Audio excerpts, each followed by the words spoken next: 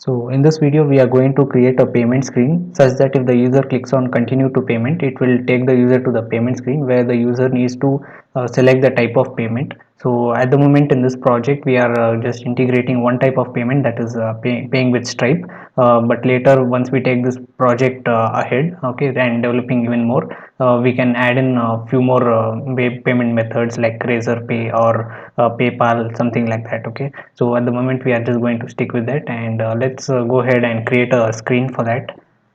So now let's go to our screens folder and create a payment screen. All right, so now let's create a function, and now let's just call it payment, and now let's mount it on our main.jsx, and I'm just going to copy and paste this and call this payment, and the element that we are going to mount is payment screen. So let's auto import that. So within our shipping screen, we just need to navigate the user once the user clicks on continue to payment. Okay, so in the last video we had just commented this out.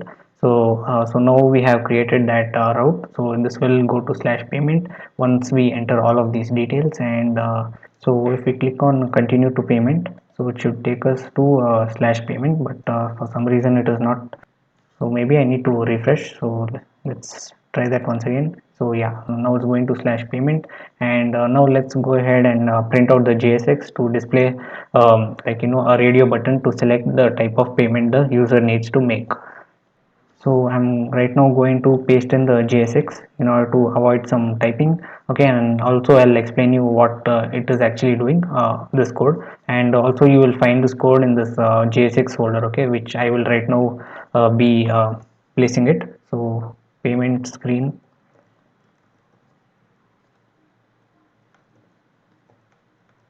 Okay, so I'll be pasting it here so that if you need, you can go ahead and copy and paste it. Okay, so if you want to just type it out, you can also do that. So this is not linked anywhere, so only this payment screen which is in our screens directory is actually working. Okay, so we have actually at the moment integrated a input field which is a type of radio. Okay, so this is a radio button which the user can only select one of the fields. Okay, so the value is just going to be at the moment called Stripe or credit card. Okay, so we are just going to integrate Stripe, and yeah, we have just given that name of Stripe or credit card. Okay, so that's the only option, but later when we are like taking this project ahead, one step ahead, we can also implement other payment methods as well. All right, so this is as much as the code is concerned, so nothing much fancy. Now let's have a look at what we get. So there we have it. So we have the payment method, and we just need to click on this and hit continue. Okay, so this is our payment screen, nothing much. So right now we have a problem. So now the user is logged in, we are able to access slash payment. Okay, so if I just log out, and now just go to slash payment, which I will be able to access. Okay, so I just need to restrict the user to access this page. Okay, so we are just going to check if the user is actually logged in. Only then do we actually send redirect the user to payment. Okay, so once the products are checked in. So now let's go ahead and implement that feature. So back to our code, if we go to our main.jsx, you see we are able to access all of these routes. Okay, since because we have inside this app element. So if I just go ahead and open that, so we have rendered this outlet within the main tag. Okay, so we haven't applied any condition over here. Okay, so this is, can be accessible by any user. Okay, so we need to right now create another component, such as, like, we can say private route. We are going to check if the user info exists in our local storage. So if that exists, then we are going to navigate the user to the particular route, so the user can access that. Else it will take him to the login screen. Okay, so let's go ahead and implement that. So within our components folder, I'm going to create a file called private route dot jsx, and over there let's create a function. Now let's import navigate, that is from that is coming from React router now. So this is navigate, okay, not use navigate. So I'll just show you how this actually works. So navigate, and also I'm going to import outlet. Okay, so that is coming from React router DOM, and now also we need the use selector hook. So we need to grab our user state. So use selector, and not from here again. So that is coming from React Redux. Okay, so now let's go ahead and check if the user info exists in our local storage, or even the value of user info even exists. Okay, so const going to destructure user info from our state. Okay, so that is coming from use selector, and this takes in the state where we need to grab the user state. Okay, so now let's check for the condition. Okay, so we are not going to return any JSX for the moment, so we can just directly return a true or false value, like for example, user info. If it exists, okay, then we are going to render the outlet. Okay, so outlet means within our main.jsx, like this is the outlet which is inside this route component. Okay, so whatever these routes, it will render that, okay, where the user can have access to that. So let's outlet. Okay, and if the user info doesn't exist, then we are going to navigate the user to slash login. Okay, so we are going to like render the navigate component. Okay, that is coming from React router DOM. Okay, so this is how it is used. So this is a component which takes in a few props, like where does the user need to go, so that is to slash login, and also we need to pass in a replace prop. Okay, so replace. So this will replace the existing URL to slash login. Okay, so that's done. Now let's go ahead and import this within main.jsx. So I'm just going to import private route. Okay, so that is coming from components slash private route.jsx.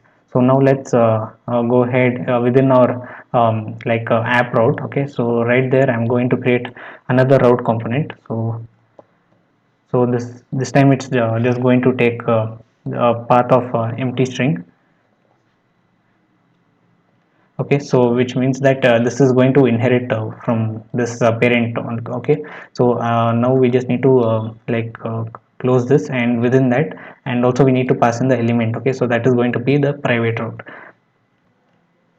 Okay, like that, and within that we are going to define all of our routes that need to be private. Okay, so within that I'm going to place my payment screen. Okay, so I'm just going to put this inside this, okay, inside this route, and also the shipping screen. So this anyways we have handled in our previous video. So if the like user is not logged in, then take us to the login screen, and then immediately redirect the user to slash shipping. So anyways we just need to do this, and we can just put this inside the private route. Okay, so now let's go ahead and try this.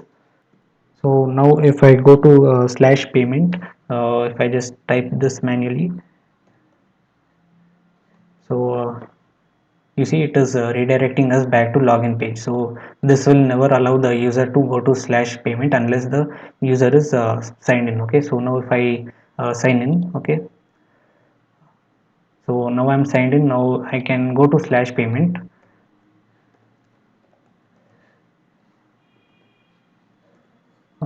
Okay, so that works.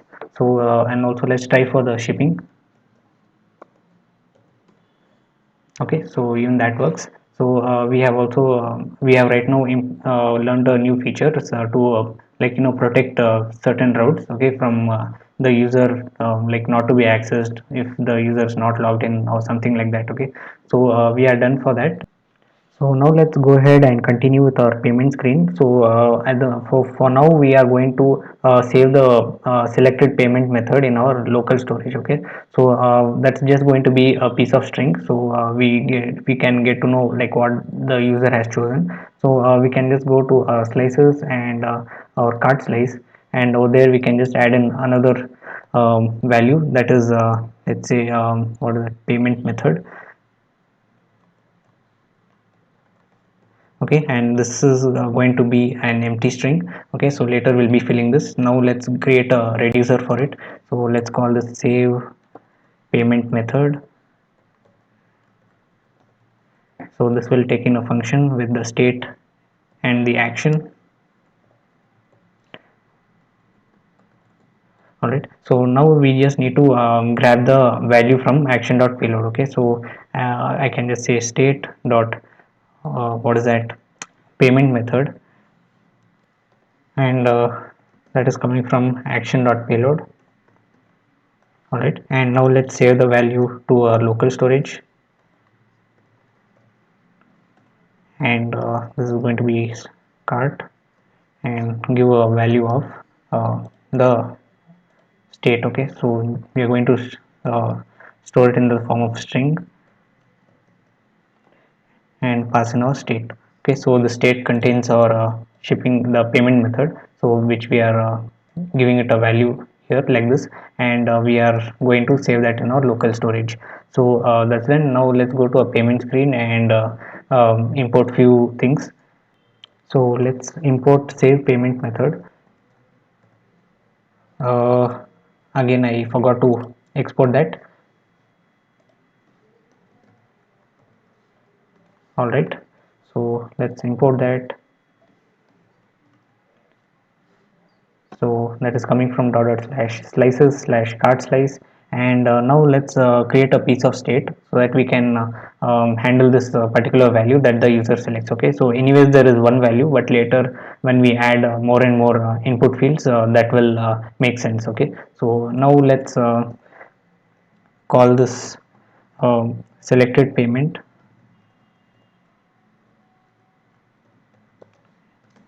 Set selected payment, so that is coming from useState, and the initial value is going to be empty string. Okay, so we are just going to like fill in the value once the user clicks on it. So selected. Okay, so now let's give a on change handler.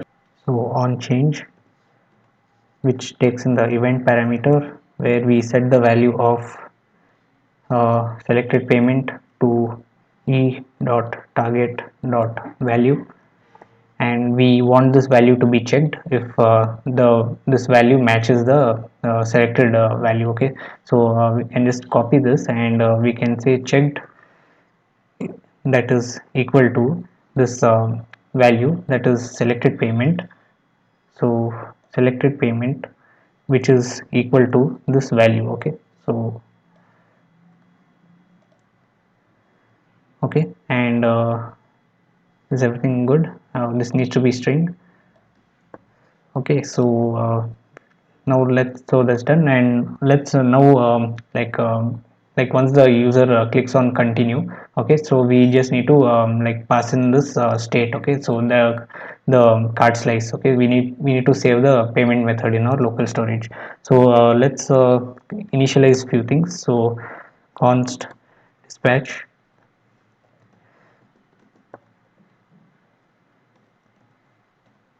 All right, and also navigate.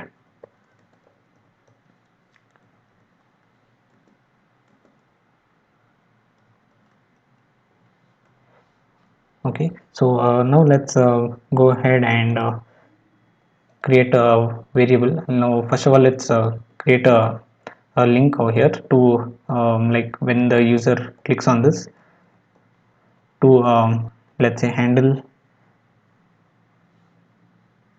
continue. Okay, and let's also do the same when the user, okay, we don't have the form, so not a problem. Let's create that function handle continue.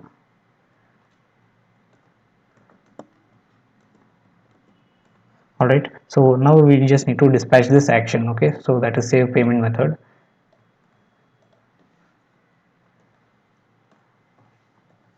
All right, so and also we need to pass in the value of uh, this save selected payment. Okay, so this will be grabbed within our card slice by this action.payload, and then it will set the item in the local storage. So now let's finally navigate the user to slash place order. Okay, so which we still didn't create yet. So place order. Okay, so I'll just comment this out and later we'll be uncommenting this. So now let's test it out if everything is working fine. So if I click on the payment method and hit continue, so we just need to have a look at our state. Okay, so we can just go to our application and let's see in our local storage if the value exists. So local storage, and within our card state we see that we have a payment method called stripe or credit card. Okay, since we clicked on this continue, and that will add that.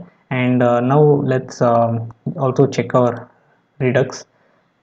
So you see it has successfully made an action called save payment method. So that is actually in our local storage. Okay, so in the next video, we will be creating a place order screen such that if the user hits continue, it will show all of the user's products, okay, that the user has ordered, and also the price of all the products, including the tax and everything. And finally, we just need to click create a button to place order. So once we click on that button, it will create a order in our MongoDB, and later we will be handling all of the orders when we are actually an admin. Okay, so let's go ahead and implement that in the next video.